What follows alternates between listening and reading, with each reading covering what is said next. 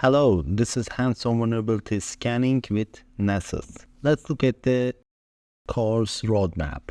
Okay, we have 6 sections.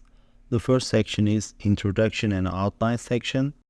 This is the introduction to the course. The second section is background and deployment. I will go over some basic cybersecurity and vulnerability scanning terminology. We will look at the Nessus deployment options. Third section is about installation and configuration of the Nessus on Linux and Windows operating systems. We will look at the creating policies, conducting scan, and creating reports. On the fourth section, after finishing a scanning job, we will look at how to understand the results, and we will look at the different reporting options. Fifth section is about advanced scans, credential scans, scanning network devices, web application scanning, and other advanced topics in vulnerability scanning. The sixth section is related with these topics, so I added that. It is about risk analysis. We need to compare and contrast the vulnerability results according to our environment.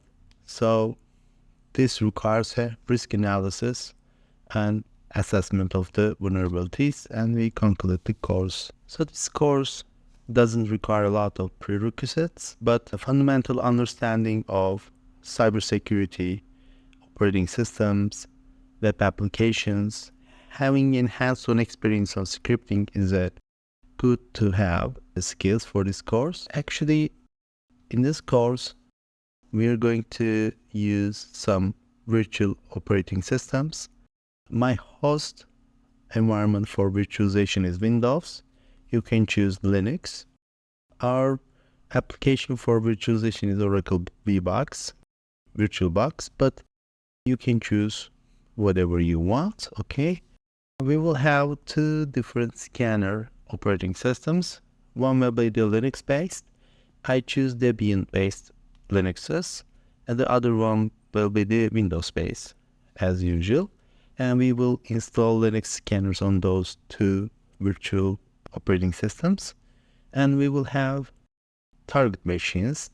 I choose Metasploitable because it's a lightweight Linux and vulnerable Linux machine.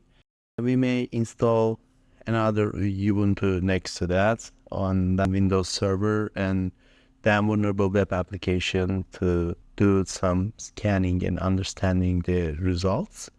And also, we can use our own Nessus scanners for targets as well. I will show those throughout the course.